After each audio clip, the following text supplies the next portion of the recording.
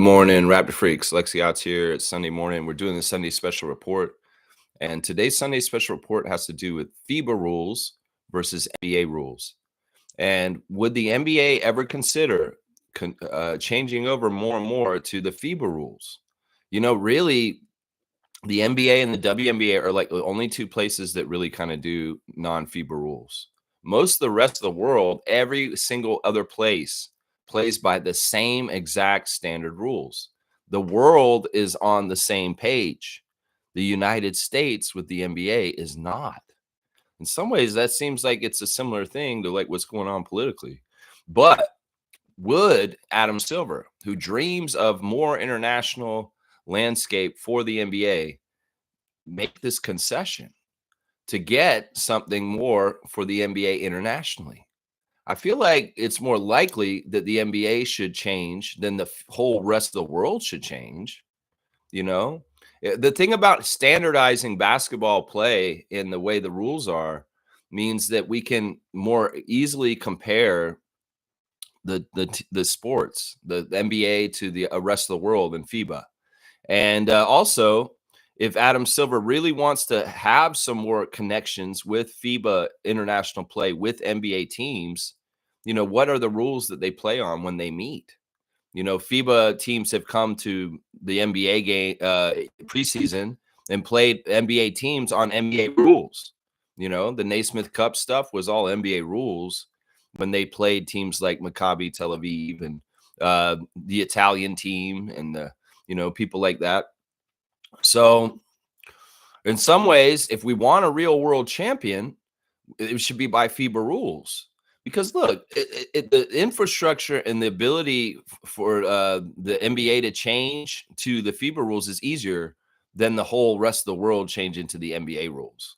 And honestly, there's some problems with the NBA rules in some ways. Seriously. Our own coach, Darko Rajakovic, has intimated in an interview in the last year that he feels like one of the ways to help lessen the injuries in the NBA is to shorten the game. This would be a quick fix. One of the easiest ways to fix that could be to go to FIBA rules, because in FIBA, they play 8 less minutes in a game. That's right. They're 10-minute quarters, not 12-minute quarters. And, that sounds like that's not much of a difference. But if you really add up all the quarters in an NBA season and you look at it all, well, does Kawhi Leonard need as much load management if they're shaving off 8 minutes from every single of the 82 games? I mean, think about it. In some ways, less time out on the court, less chance to get injured, less chance to get tired and worn down. And Darko really did elaborate on his point that he feels like one of the reasons why the NBA has way more injuries and problems is because of the extra 8 minutes in the NBA clock. So a basic change of switching from 12-minute quarters to 10-minute quarters, which is what we're used to with the WNBA, we're used to with the CBL, we're used to with FIBA action, may actually save injuries and save missed games. The NBA players wouldn't get upset about this because it means, oh, you're going to play less minutes. And in some ways, maybe they get upset because they're like, I know I like playing minutes. I want to play as many minutes as possible. But in some ways, maybe, you come to the bargaining table with Fred VanVleet, president of the Players Association. He said, yeah, we're proposing that we're going to cut 8 minutes off of every NBA game. You guys don't have to play 8 minutes. I'm like, what? Seriously? Okay. All right. We get paid the same, right? Yeah, you get paid the same. It's just that the game's changing. It's shifting. We're going more international. Oh, okay.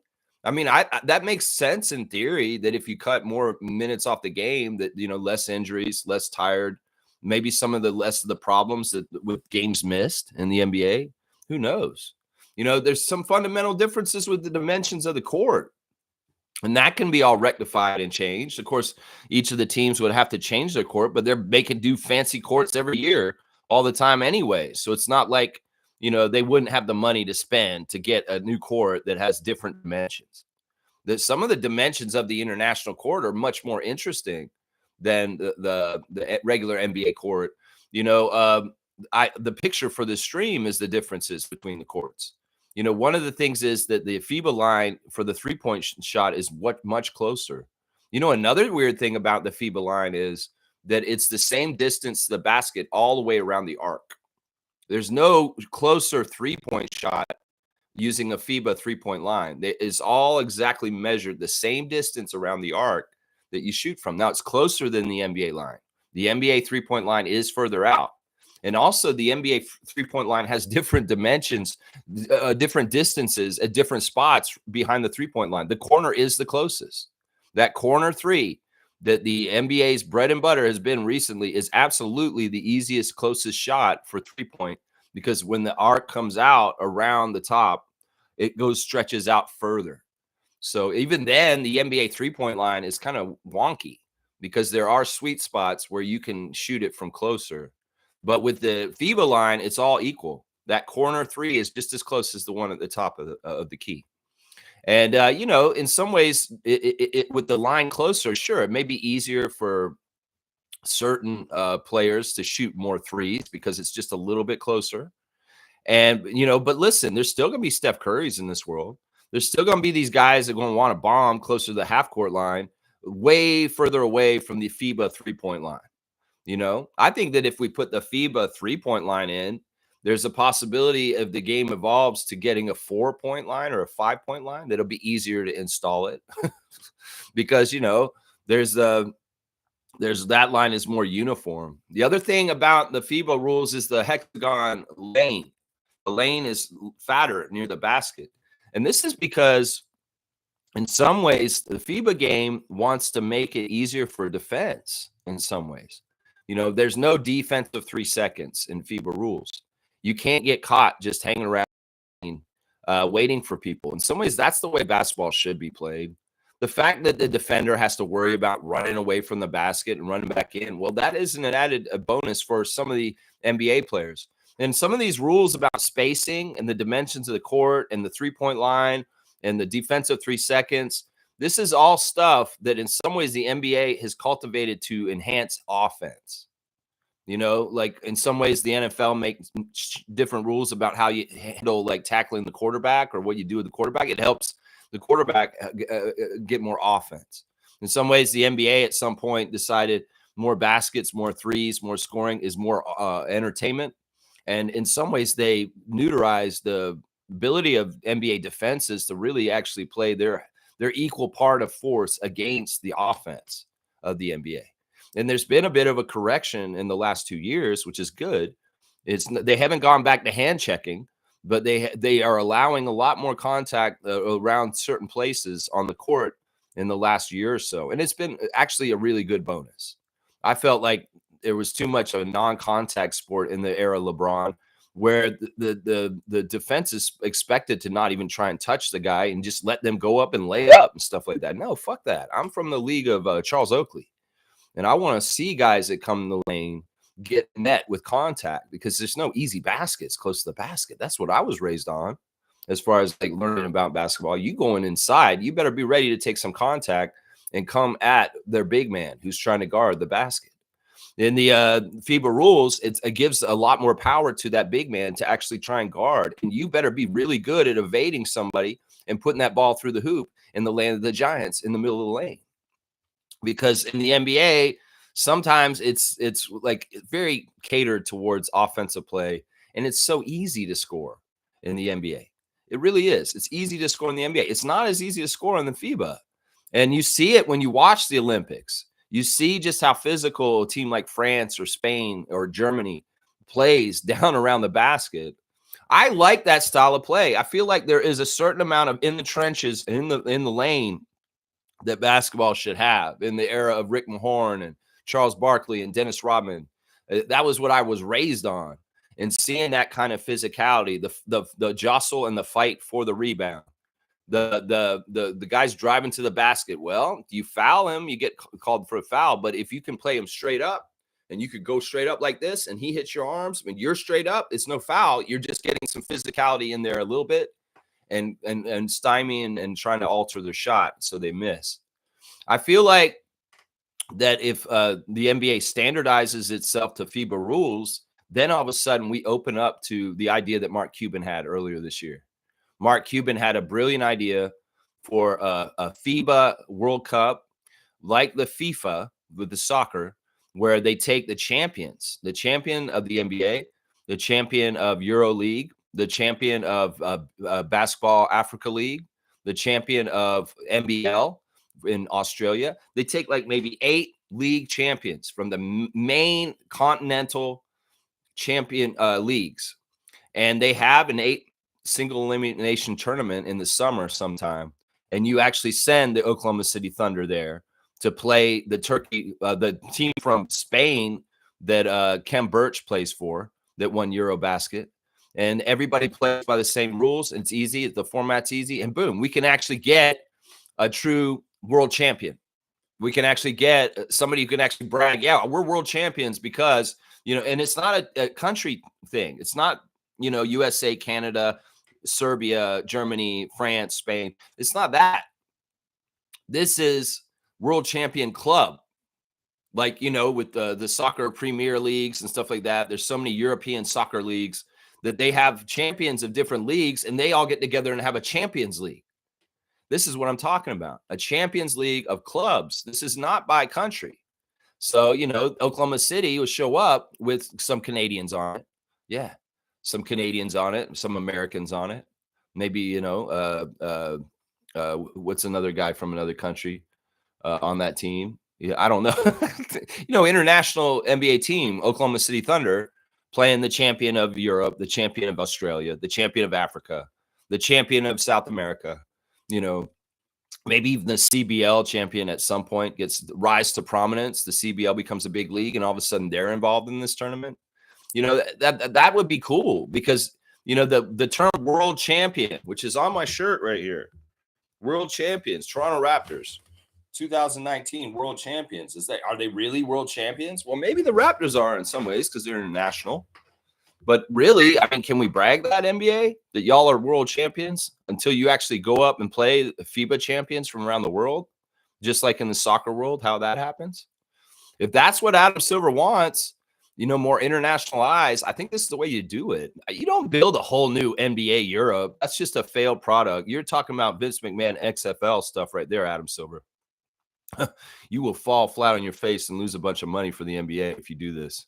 Seriously, especially with the anti-American sentiment over in Europe right now. Nobody's ready to get behind NBA Europe, especially when you have diehard fans. They're entrenched in their regional teams' identities already. The basketball fans over there have basketball teams to root for, and they're in their existing European leagues. And if you tried to barge in there with brand new teams, or maybe you get the existing teams to form an NBA league over there, that might work. But you can't come in with your own new brands and try and outbrand the teams that are already there. The followings and the loyalties will always be with those European teams before, and you will flounder. You will not get this ensconced. So if you really want to get the NBA anchored more internationally, I think my plan and Mark Cuban's idea is better. Because, there'll be a lot of interest in seeing the Oklahoma City Thunder play the champions from around the world. Now, would Adam Silver ever do this because he would be worried? There is a certain level of protecting American basketball in the world, that American basketball has to be top notch. It's like the Olympics. We've seen the dominance of the USA men's team at the senior level over the decades, very rarely lose. And, they lost to Manu and Argentina one year, but most often they're winning gold. The other thing is, would it hurt the NBA's product if they sent the Oklahoma City Thunder to a FIBA World Cup and they floundered and they lost, and another team had the champion, and the other league looked better, and then people around the world could say, no, this Euro League is better than NBA, obviously, because our Euro League champion beat the NBA champions. There's some things to lose there. And in some ways, it's always shown that, like, if the NBA is not willing to set this kind of thing up, maybe they're scared of that. Maybe they're scared of exactly what I just talked about, because the perception is that America just dominates basketball. That it's the best players in the world are American. The best league in the world is the NBA. The best. It's just the American braggadocio. Honestly, to be honest, they're not the best at a lot of things at this point. They were the best at a lot of things, maybe like 20 years ago. But that country's changed a lot, especially this year. And I would say this, if you're so scared of this, Maybe yeah, I think that they would avoid this kind of competition. And this is probably exactly why this stuff has not happened, is because they would worry about the USA status and global basketball going down. I mean, the canary in the coal mine is kind of already there. If you look at the top 10 players in the NBA right now, they're all international. None of, Jason Tatum, no, come on. The best 10 players in the NBA are pretty much all not from the United States. Jokic, Luka, Giannis, SGA. I mean, we could go down the list here of almost all the most biggest names in the league. There are some important American players still, but they're aging out. LeBron, Kevin, Steph Curry. Some of the younger American players are kind of knuckleheads, and they're not really totally taking the mantle. Anthony Edwards, Jason Tatum, people like that. I would really dare the United States to set this up, Adam Silver. You're so scared. Your teams are so good. Oklahoma City's pretty damn good. If you sent them to go play the other teams around the world, I think that they would have a good chance to win. And you would prove something. Americans would probably say, Raptors freak, your idea is so crazy. Of course, Oklahoma City Thunder would destroy any other FIBA team that came to play them. You don't know that for sure. Seriously, you do not know that for sure. And that's why I would want to do it, to explore it, to see if it would be true. Would the Oklahoma City Thunder beat Cam Birch's Spanish team that won EuroLeague? I don't know. We won't know until we see it. And in some ways, Adam Silver, if you want this world to be like that, the world that's standardized of basketball, you might need to change your league a little bit. What are the other differences between FIBA and NBA, guys? Well, the dimensions of the court, for sure. The three-point shot, as I put up there, the game duration. There's also differences with timeouts. And this is another area where FIBA does it better than the NBA. There's way too many timeouts in the NBA, guys. Way too many. Between the 20-second timeouts and the full timeouts and the officials' reviews and the challenges and everything like that, it's just getting too bogged down with too many stoppages of play. I think a lot of us can agree on this. Well, FIBA has a better system. They have 2 timeouts only for the teams in the first half. And then in the second half, they get 3 timeouts, and that's it. And there's no reviews unless the refs want to review stuff. The officials declare the reviews.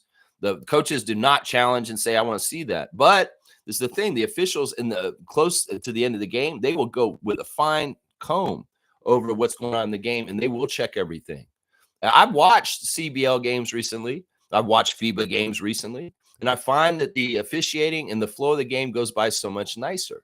Some ways the 40-minute FIBA games are 2-hour games, no matter what. They don't have to worry about programming going into 2.5 hours, like is so often happens with the NBA, is that, the 40-minute games, the expedited games because of the timeouts, it really helps to get a game in under 2 hours, where you got a first half in the first hour and the second half in the second hour, and boom, the game's over. The NBA used to have 3-hour games almost, guys.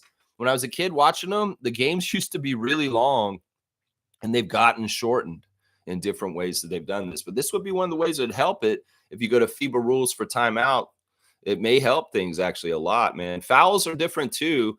The thing about fouls in the FIBA is that you only get 5 and you don't get 6. And you can get in more foul trouble earlier. Now, if there's less minutes in the game, there's 40 minutes instead of 48. You get one less foul, all of a sudden. And the other thing is, if you get technicals, they count as fouls too. It's not like in the NBA where you can get like 5 fouls and a technical and you're not fouled out. No, if you get 4 fouls and a technical, you fouled out. Yeah. Technicals count as personal fouls in FIBA rules. So you got to watch out as far as no, don't worry about getting 2 technicals. Worry about getting a technical because it will add to your foul count. And I don't know if the rule's the same in FIBA where if you get 2 technicals, you're thrown out. I think you can get 3 technicals, but they all count for your fouls. If you get 5 regular fouls and or technicals, then you're out. You're out. So, and the other thing is the officials will review for unsportsmanlike conduct in certain kind of plays. Like if there is, it seems like there's a flagrant or an unnecessary move, like in the CBL game with Niagara and Scarborough Shooting Stars. The captain of the Niagara River Lions kicked his leg out like a karate kick at Terquavion Smith of the Scarborough Shooting Stars. and it was completely unnecessary. It looked like he was making a last-ditch dirty play attempt to trip Tarquavion as he was going by him. And the refs kind of saw it. They initiated the review, not the coaches.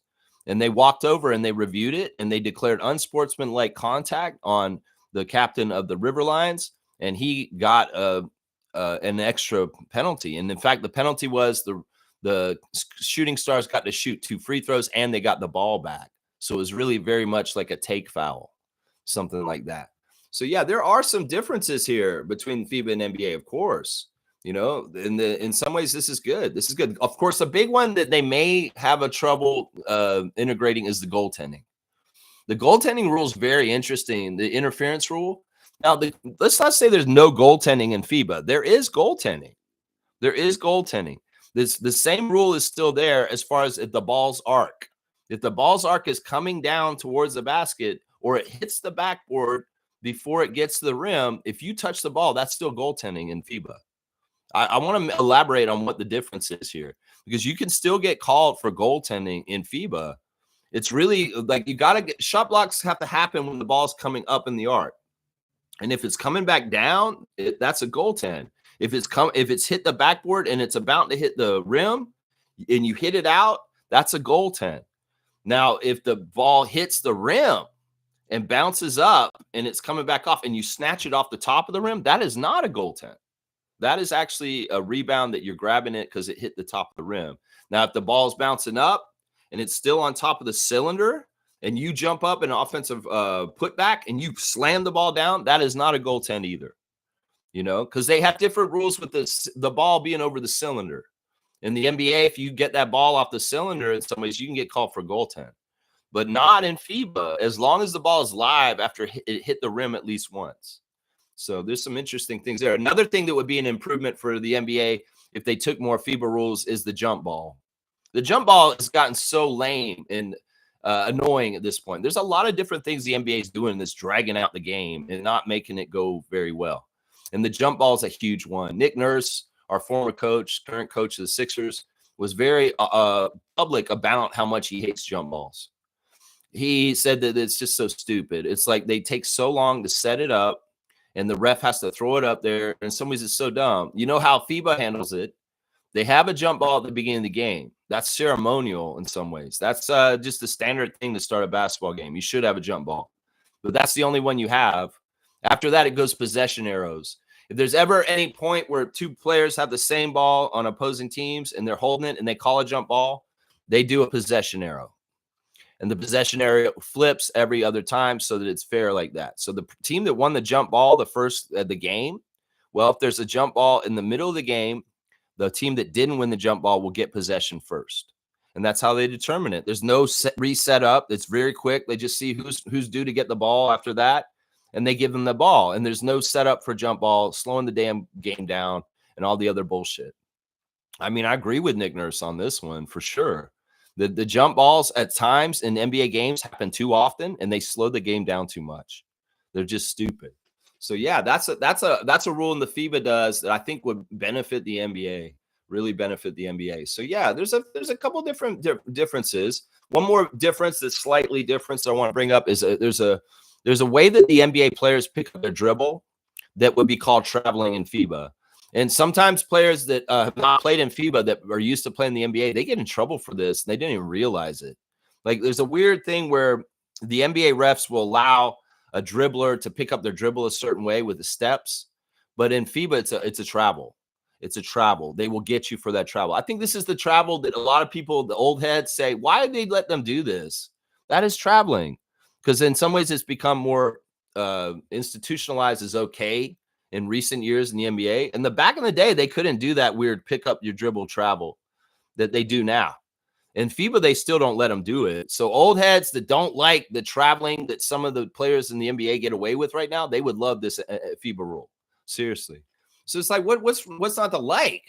We get more standardized with the rest of the world. You can have more international play that makes sense, and being able to look at, compare whether this is this, and maybe even get a World Cup, a real World Cup where champions of different leagues actually play each other, and we know who the real world champion is. What's not to like? Will Adam Silver ever do it? I don't know. It's very likely they may ever want to do this, and it may be because they want to protect American exceptionalism in international basketball. I think that in some ways, the United States in some ways is going to lose more and more power in the world of basketball, no matter what, because in some ways they just aren't training their players the right way for the future. And European players are being trained better, and they know how to play team ball better. And the talent is rising everywhere else too. You add in that Canada's on the rise with their talent, and then the whole continent of Africa is getting discovered and getting more involved in international basketball now. So there's a lot of writing on the wall that the United States is going to have a lot more competition, whether it's in the senior men's Olympic men's basketball, whether it's just more international players coming to the United States to play in the NBA. This is just stuff that's happening. So I would say, Adam Silver, if you really want to get more international exposure, you really want to get more international money from people in other places paying for NBA product, I don't think going and getting your own European league is smart, man. Once again, I feel like that is a big, huge economic fail. And the world's not ready for an American basketball league in Europe. Trust me. I just said that. So listen to this. Don't be so arrogant like Trump and his people that you think you can just come in there and grab that market by the, no, don't think that way. They will probably reject the hell out of it and you'll lose a lot of money. So I would say a good first step is to possibly do the proposed idea by Mark Cuban. That Mark Cuban is a very, very smart man who's made a lot of money in his life. And in some ways, he's dead on right with this. Dead on right with this. All right, y'all. How do y'all feel about FIBA rules versus NBA rules? And if you have any questions, if you have any comments, if you have any kind of opinion, at all on this, please write it in the comments. We'll read it today and we'll see what's up. Let me see what's going on with the chat real quick. We got Trevor J first in the chat, of course. Trevor J, thank you for being the commissioner of fun. And thank you for your words of wisdom. Let's see what he's saying today. We all wake up this morning with all the blessings, God's love, forgiveness, happiness, and a peace of mind. Yeah, I mean, it's a Sunday morning. Hopefully you're having a tranquil, peaceful morning. You're finding mindfulness in maybe small behaviors that you like to do, like getting a cup of coffee. Maybe you're taking a gander out your window and seeing what you can see out your window. Maybe you're able to go for a walk and get in touch with nature around you and stuff like that. This is all great stuff to do, is to find places to have your own personal space to kind of just get in touch with your inner self and your connection to the outside world. And sometimes just sitting at your table with a cup of coffee, looking out the window and kind of just taking in the scenery and just kind of blanking your mind and just kind of just being existing, being present. This can be such a great reset and just a really good chance to just calm yourself and just de-stress. Yeah, Sunday mornings are built for this. Yeah, Trevor, and especially Sunday mornings are built for gratitude for the great creator above and all he's created for us and how he protects us and how he forgives us. Thank you, Trevor J, for your words of wisdom. As always, I appreciate you, sir, so much. Military Man's back in the chat. Salute to you, sir. 43 days away until we see Ingram debut against the Nuggets. That's right. That's the preseason game in Vancouver. We'll be playing the Denver Nuggets and Nikola Jokic. And it's going to be fun, man. We get to see Brandon Ingram. Hopefully, there's nothing guaranteed in this world, but hopefully we will see Brandon Ingram healthy and take the court in Vancouver, British Columbia in 43 days, Pascal Siakam days from now. Military Man, great to see you in the chat again this morning. Thank you for the countdown. That's right. Trevor J's got a question. Question. How come you guys don't play off and the regular season is still going on? Okay, for the WNBA, because Trevor, when the playoffs happen in the WNBA, they don't have as many teams playing, and a lot of the players that are on non-playoff teams are useless for our playoff rosters. So you in fantasy sports, this is true all the time, Trevor. Just so you know, you don't play the playoffs during the playoffs. You always play your fantasy playoffs during the regular season. And it's really because teams get eliminated from play in the playoffs. And if you have a whole bunch of your rosters in your fantasy, all of a sudden not putting stats out, that's not fair. So in some ways, it's like you have like, oh, I have all these guys. They're on the Lynx and they're in the playoffs. I'm going to have like 5 Lynx playing. And then I'm playing Fiercey. And Fiercey's, all of her teams have been eliminated from the playoffs. They don't have anybody to play and collect any stats. Does that make sense? So the playoffs are always during the regular season. This has been the case in every fantasy league I've ever played in my life, whether it's hockey, whether it's baseball, whether it's basketball. Football is a little different, but in some ways you can't really do football playoffs either. Think about it. Because if you're playing players from all the teams, once the playoffs start and teams are eliminated from play, there's a whole bunch of players that just don't get stats anymore because they're out. They're not playing for the season. So you got to have it during the season. That's why we're doing our WNBA playoffs right now with a couple of weeks in the regular season still left. When they go to playoffs, that we don't care about their actual playoffs because we can't tabulate stats for that. So, yeah, there you go. There you go, Trevor. I hope that elaborated. Good morning, Carloy. Good morning to you and Santino, Raptor Freak family. Good morning to you, sir. And UC saying, good morning, Raptors gang. Hope you all have a wonderful Kobe day. Yeah. Today, I thought yesterday was Kobe's birthday, right? He has the same birthday as Jeremy Lin, which is weird. It made me think about that story about Kobe and Jeremy Lin in practice that's like really awful, where Kobe absolutely tortured and was horrible to Jeremy Lin in certain ways. I mean, I get his point. In some ways, his point was, you got to be tough to play in this league. And if you can't play in this league with me, then what the hell are you doing here? But still, he was kind of targeting Jeremy in ways that were not very nice. Let's just put it that way. But yeah, I thought his day was yesterday, but is it Kobe Day today? I mean, 8/24, those were his numbers, right? 8/24, that's the date. Well, thank you, UC. Good to see you, man. Yeah, it was Kobe's birthday yesterday, but today is also because it's 8/24. There you go. Okay, so his birthday was actually yesterday, but today is kind of considered his day because of the numbers that he wore, right? 8 and 24. Cool, man. Happy Kobe Day to people. All right, yesterday, guys, we had, speaking of FIBA action, Canada took the court in Nicaragua late last night. Around 11 p.m. was when this game started. Canada versus Panama, and it was a big-time rout. 99-49, 50-point win for the young Canadians in the America. And, it was Nate Darling was the darling off the bench. Nate Darling filling it up for Canada, getting 22 points on 7-11 shooting with 2 rebounds and 3 assists. Just a really good job. He was a plus 42, guys.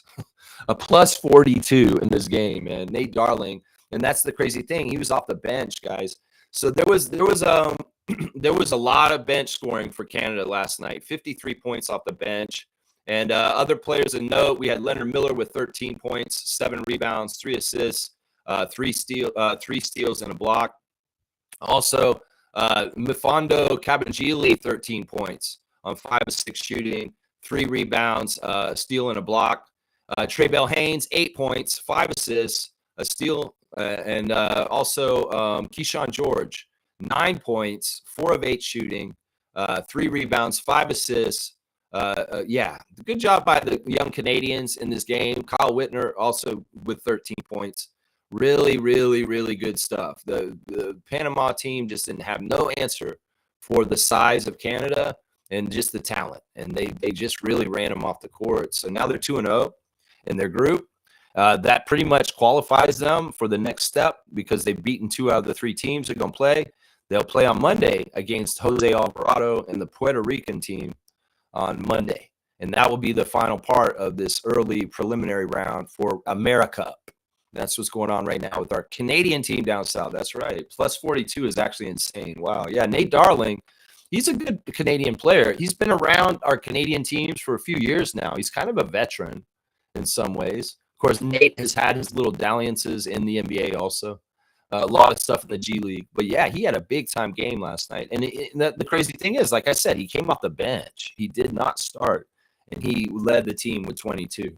So, yeah, the FIBA rules, the FIBA action, 99-49 for Canada over Panama. There you go. All right, let's see what else we got going on. You guys brought up the WNBA. So why don't we go look at our WNBA Fantasy League? Right now in the consolation, Edmond is going to beat James. It's really bad, really, really bad.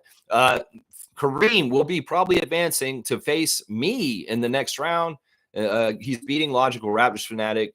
MK, the two-time WNBA fantasy champion, undefeated last season, is going to probably advance against Fiercey with a big, huge, almost 300-point lead today. Kaz has got a 300 lead over JP, so he will advance and play probably MK in the second round. And it's looking like I've got about an 80-point lead over Cool Cat going into the last day of competition today. So the matchups for the next round in the WNBA fantasy are looking like this. Current WNBA champion, two-time champion Meredith versus Kaz, the winner of the regular season with 10 wins. And then I will be playing Western Conference, a leading team, Kareem, with his full ass team. And that'll be the final four for the next round. And then the winners of those two games will play for the championship the week after. So, yeah, the WNBA ref report real quick. Seattle at Washington is Eric Bruton, Tim Green, Jason Alabanza. Golden State at Dallas, it'll be Michael Price, Claire Aubrey, Sarah Williams. And Indiana at Minnesota, Maj Forsberg, Ryan Sassano, and Tyler Merkovich. Those are your refs for today's games in the WNBA. That's right, WNBA. Tonight, there is a CBL championship game at 7 p.m. Eastern time. I will be on the Discord tonight doing a watch along of Calgary Surge versus Niagara River Lions. Niagara River Lions are the defending champions going for a repeat. And Calgary Surge are the team of destiny with a very good record, and Evan Gilliard II and Jameer Nelson Jr. I hope you join me at 7 p.m. on the Discord if you're a member of the channel and watch the CBL Championship of 2025 from Winnipeg, Manitoba. Yeah, it's good stuff, man. And hopefully you guys will, some of y'all will come in and watch the game with me tonight, 7 p.m. You can hear me do commentary and jokes and all kinds of fun during the CBL Championship. That's right. Yeah. Neil's here. Big up, Raptor Freaks. Good morning to you, Blackhawk. Hope you're having a fantastic Sunday morning so far. And UC saying, can't wait for the Tempos to join the WNBA. Yeah, it's going to be fun. Is that what we're going to call them? The Tempos? Tempo or just the Tempos? I mean, it is one of those team nicknames like the Heat or the Magic. And we're going to have to figure out, are we going to call them Heats or Magics? Tempos? I don't know. I mean, I'm okay with calling them the Tempos because in some ways that, there are alternating tempos.